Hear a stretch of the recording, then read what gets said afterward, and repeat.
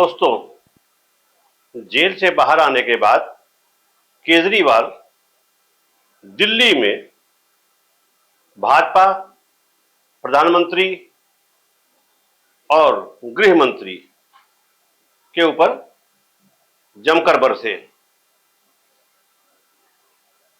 दिल्ली के मथने के बाद आज केजरीवाल अपने सहयोगी राज्यसभा सांसद संजय सिंह के साथ लखनऊ पहुंचे और यहां समाजवादी पार्टी कार्यालय में अखिलेश यादव के साथ संयुक्त प्रेस वार्ता की, जहां उन्होंने 4 पहलुओं पर अपनी राय रखी, पत्रकारों को संबोधित किया और कहा कि मोदी खुद प्रधानमंत्री बनने के लिए चुनाव नहीं लड़ रहे हैं। वो सबसे पहले 2 महीने के अंदर अगर चुनाव जीतते हैं तो उत्तर प्रदेश से योगी को हटा देंगे, जो अमित शाह के लिए कांटा साबित हो रहे हैं। और प्रेस वार्ता यही कार्यालय में शुरू हो गया है। आपको ले चलते हैं प्रेस वार्ता में। मंत्री माननीय अरविंद केजरीवाल जी, समाजवादी पार्टी के राष्ट्रीय अध्यक्ष माननीय अखिलेश यादव जी अपनी बात रखेंगे। दिल्ली के मुख्यमंत्री केजरीवाल जी इंडिया गठबंधन के लिए उत्तर प्रदेश में जनता से अपील करने के लिए आए हैं, वोट मांगने के लिए आए हैं। मैं उनसे अनुरोध करूंगा विनम्रता पूर्वक कि वो अपनी बात करें। आज यहाँ आए हुए सभी पत्रकार बंधुओं को और जितने दर्शक ये देख रहे हैं उन सबको मेरा नमस्कार, मेरा प्रणाम। आज लखनऊ में मैं उत्तर प्रदेश के सभी मतदाताओं से इंडिया गठबंधन को भारी भरकम वोट देने के लिए, भारी मात्रा में वोट देने के लिए अपील करने के लिए आया हूँ। मैं 4 बातें रखना चाहता हूँ। पहले चारों बिंदु बता देता हूँ, फिर उसको डिटेल में एक्सप्लेन करूँगा।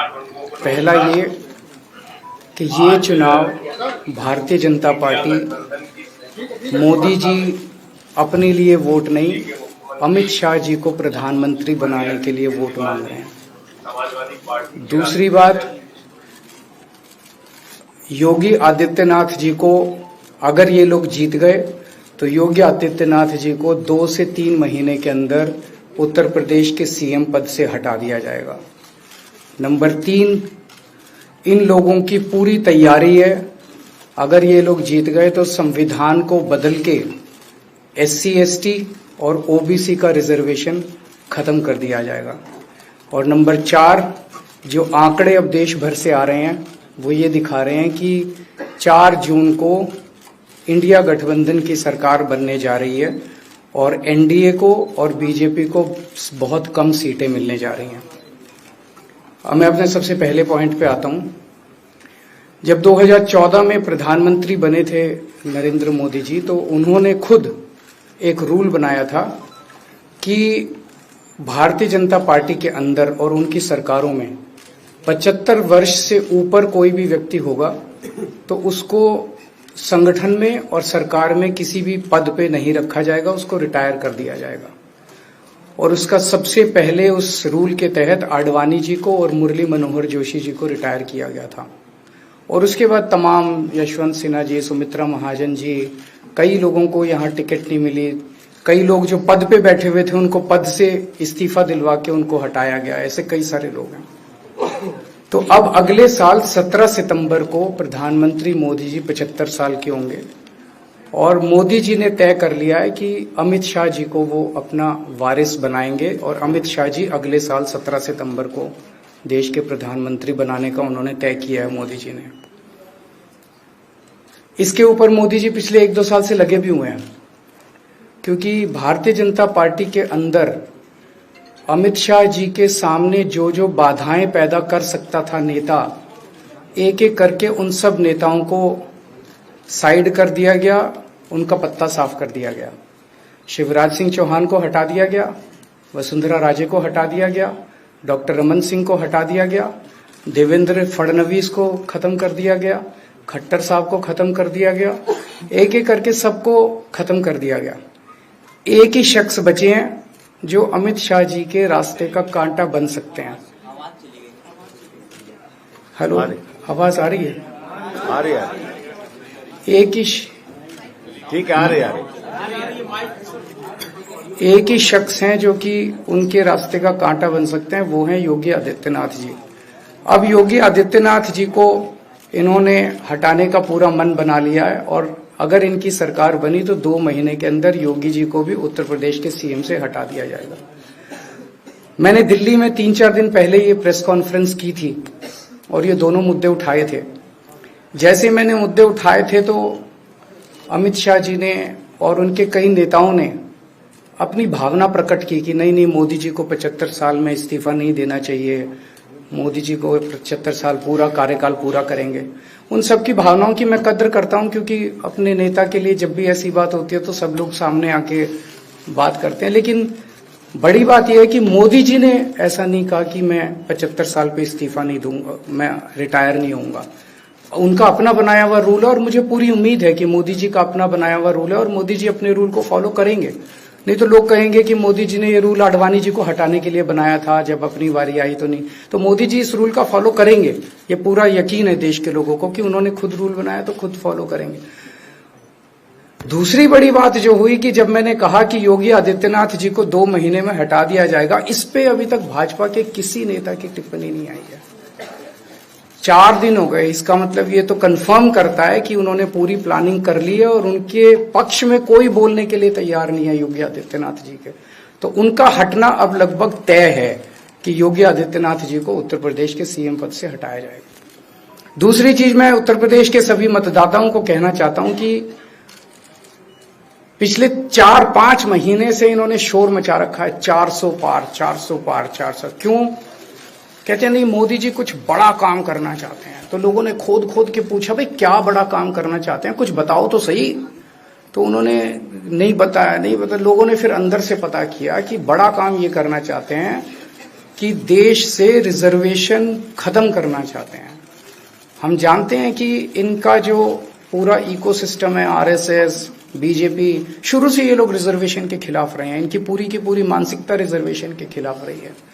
तो मैं सभी लोगों को ये आगाह करना चाहता हूं कि ये बड़ा काम इनको 400 पार इसीलिए चाहिए क्योंकि ये रिजर्वेशन खत्म करना चाहते हैं। संविधान को, बाबा साहब अम्बेडकर ने जो संविधान बनाया था, उस संविधान को ये तार तार करना चाहते हैं। पूरे देश भर से अब जो ट्रेंड आ रहे हैं, वो ट्रेंड ये दिखाते हैं कि भारतीय जनता पार्टी को 250 से भी नीचे, मेरे हिसाब से 220 के आसपास, 3-4 दिन पहले भी मैंने कहा था, 220 से कम सीटें इनकी आती हुई नजर आ रही हैं। आप हिसाब लगा लीजिए। मैं हरियाणा होके आ रहा हूं कल परसों, हरियाणा में इनकी बहुत कम हो रही हैं, दिल्ली में इनकी बहुत कम हो रही हैं, पंजाब में मुझे नहीं लगता इनकी कोई सीट आ रही है, कर्नाटक में इनकी काफी कम हो रही है, महाराष्ट्र में इनकी बहुत कम हो रही है, बंगाल में इनकी कम हो रही है, यूपी में इनकी कम हो रही है, बिहार में इनकी कम हो रही है, झारखंड में इनकी कम हो रही है, राजस्थान में इनकी कम हो रही है। तो इनकी सीटें आ कहां रही हैं? तो इनकी 220 के नीचे सीट आ रही हैं। इनकी सरकार बीजेपी की सरकार नहीं बन रही है, इंडिया गठबंधन की सरकार बनेगी और इंडिया गठबंधन की सरकार जो है वो देश को एक प्रगति के रास्ते के ऊपर लेके जाएगी। इस तरह से जो पूरे देश के अंदर एक नेगेटिविटी इन लोगों ने फैलाई है, उसको हम लोग ठीक करेंगे। मैं अंत में उत्तर प्रदेश के सभी लोगों को अपील करना चाहता हूं कि इंडिया गठबंधन के, यहाँ पे सपा और कांग्रेस का गठबंधन है, इंडिया गठबंधन का जो जहां से कैंडिडेट है उसको भारी मात्रा में वोट देकर आप सब लोग जिताइए। अब मैं निवेदन करूंगा समाजवादी पार्टी के राष्ट्रीय अध्यक्ष माननीय अखिलेश यादव जी से।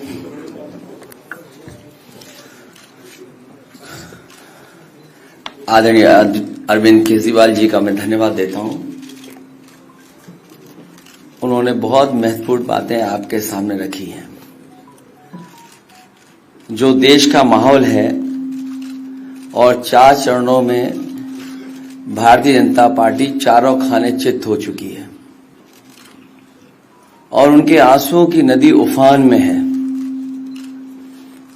भारतीय जनता पार्टी जो 400 पार का नारा दे रहे थे, अब समझ में आया है 4 चरणों के बाद, वो बात तो ठीक है कि आरक्षण पे सबसे पहले हमला करेंगे, लेकिन 400 पार नारा इसीलिए दे रहे हैं कि 543 में 400 के बाद वो सीटें देख रहे हैं, तो वो केवल 143 बन रही हैं। तो वो स्वयं स्वीकार कर रहे हैं कि 143 से ज्यादा वो सीटें जीतने वाले नहीं हैं, क्योंकि 400 पार सीटें 143 ही बनती हैं। और 140 करोड़ की जनता इस बार इन्हें 140 सीटों के लिए भी तरसा देगी। ये यूपी, दिल्ली और पंजाब ये 99 सीट के खेल में ही उलझ जाएंगे। यहां कुछ इन्हें हासिल होने वाला नहीं है। रोटी कपड़ा और मकान की तो लड़ाई हम लोग लड़ेंगे, लेकिन रोटी कपड़ा और मकान से पहले हमें संविधान बचाना है। संविधान बचेगा तो लोकतंत्र बचेगा, और बाबा साहब भीमराव अम्बेडकर जी का दिया हुआ संविधान ये हमें अधिकार, हमें न्याय दिलाता है। भारतीय जनता पार्टी की इस साजिश को आम लोग समझ गए हैं, और इस बार सबसे बड़ी हार भारतीय जनता पार्टी की होने वाली है। अभी तक तो हम ये कहते थे कि ब्रह्मांड का सबसे बड़ा झूठ बोल रही है, अब लग ये रहा है हारने के बाद ये ब्रह्मांड का झूठ का विद्यालय खोलेंगे, यूनिवर्सिटी खोलेंगे, और वाइस चांसलर और डीन पहले से ही रिटायर होकर के वहां अपने आप नियुक्त हो जाएंगे। इसलिए देश को बचाने के लिए आदरणीय अरविंद केजरीवाल जी आए हैं, हम लोगों का सहयोग और मदद करने के लिए आए हैं। मैं इनका धन्यवाद देता हूं। और आप पार्टी, इंडिया गठबंधन, समाजवादी पार्टी, हम सब मिलकर के भारतीय जनता पार्टी को हटाने जा रहे हैं। बीजेपी कह रहे हैं कि जो संविधान की बात है, संविधान खत्म करने की बात है, उसके बाद झूठ फैला रहा है। आप लोगों को कहा जा रहा है कि आप लोग झूठ फैला रहे हैं, संविधान नहीं बदलेगा। प्रधानमंत्री खुद ऐसा कह रहे हैं, इसको आप कैसे देखते हैं? उनकी कौन सी बात सच निकलेगी? अभी आपसे कहा कि 75 साल वाला जो वो है रूल नियम, उसको तो फॉलो किया जाएगा ना, इसी से पता लग जाएगा। और एक मिनट, अगर आप इनका इतिहास उठा के देखें पिछले 75 साल का, जनसंघ का, आरएसएस का, थ्रू आउट ये लोग रिजर्वेशन के खिलाफ रहे हैं। तो अब 400 सीटें लाके ये संविधान बदल के उस रिजर्वेशन को खत्म करना चाहते हैं।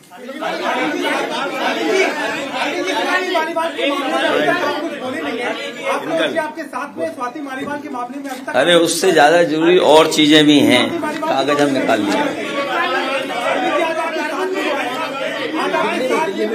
भाजपाई किसी के सगे नहीं है, ये है कि भाजपाई किसी के सगे नहीं है, और भाजपाई झूठे मुकदमे लगाने वाला गैंग है। हाँ बोलो। एक बार बोल रहे हैं, बता रहे। हाँ मैं बोल रहा हूं, एक सेकंड बोल रहा हूं।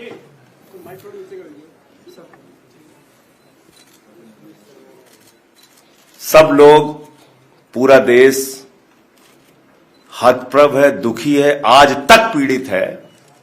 मणिपुर के अंदर एक कारगिल योद्धा की पत्नी को निर्वस्त्र करके घुमाया गया, सैकड़ों महिलाओं के साथ दरिंदगी हुई, भारत के प्रधानमंत्री खामोश रहते हैं।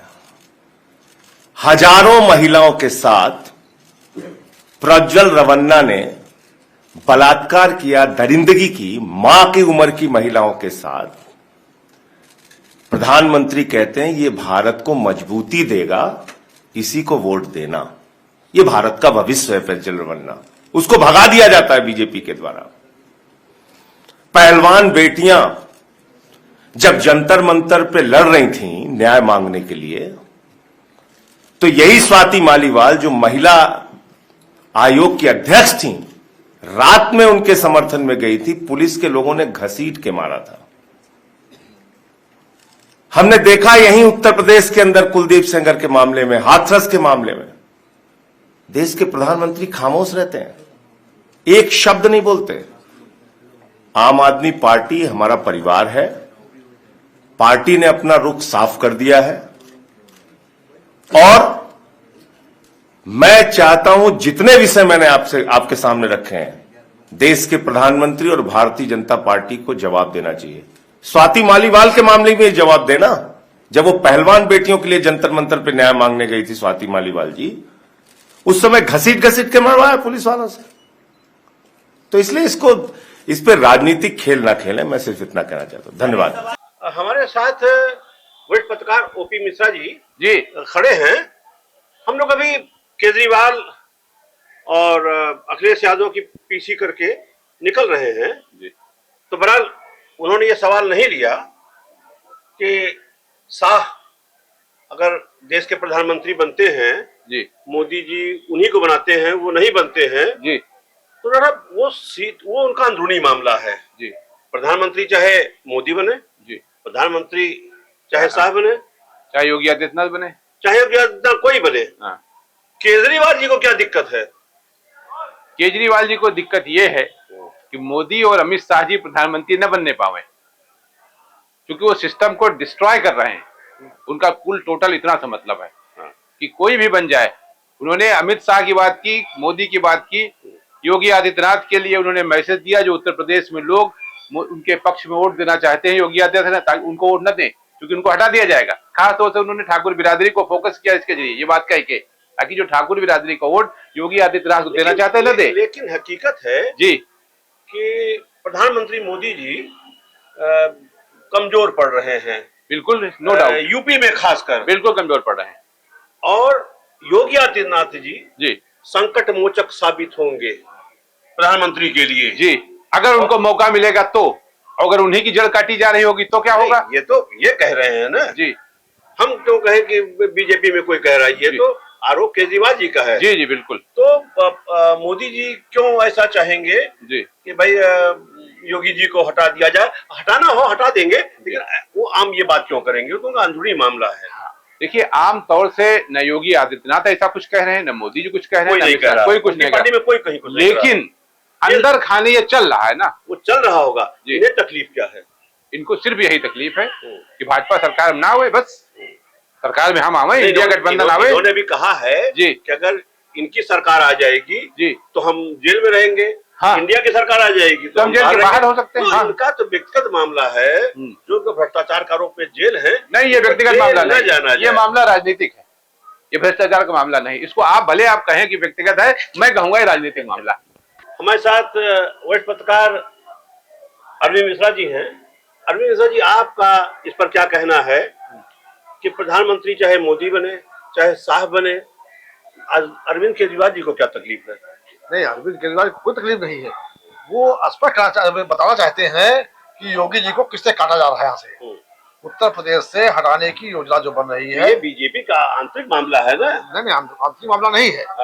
ये कुछ चीजें ऐसे है कि जो योगी जी के समर्थक लोग होंगे वो क्यों जीतने देंगे उनको, जो योगी जी के समर्थक होंगे। नहीं, इसका मतलब आपको भी लगता है कि ये योगी जी हटा दिए जाएंगे? हाँ, बिल्कुल लगता है। अगर ये होते हैं तो ये क्या तकलीफ है? नहीं, तकलीफ नहीं है, तकलीफ बिल्कुल को नहीं। ये बताना चाहते हैं कि योगी जी होशियार हो जाए, योगी जी को हटाया जाएगा। नहीं, योगी जी राजनीति बहुत पुराने हैं, होशियार हैं। हाँ। और यूपी में उनकी पकड़ है, उन्हें कोई खतरा नहीं है। ठीक बात है जी। हाँ। लेकिन अरविंद केजरीवाल को कोई परेशानी नहीं है इस बात से, किसी प्रकार का इसमें कोई राजनीति है। और ये जो अभी आपने कहा कि अरविंद केजरीवाल को क्या फायदा मिलेगा, कौन मुख्यमंत्री बनेगा, कौन प्रधानमंत्री बनेगा, कौन नहीं बनेगा, वो अलग बात है। लेकिन ये संदेश भी देना चाहते हैं कि योगी जी के जो समर्थक होंगे इनको मालूम हो जाएगा कि हमको आगे चल के होशियार हो जाए। दोस्तों, तो आपने प्रेस वार्ता सुन ली, और केजरीवाल क्या चाहते हैं, क्या कह रहे हैं, एक बात समझ में नहीं आई कि जैसे प्रधानमंत्री चाहे नरेंद्र मोदी बने, प्रधानमंत्री चाहे अमित शाह बने, ये भाजपा का अंदर का मामला है, इन्हें क्यों परेशानी है? लेकिन बहरहाल उत्तर प्रदेश की लड़ाई अब लोकसभा चुनाव के लिए निर्णायक साबित हो रही है। नमस्कार दोस्तों।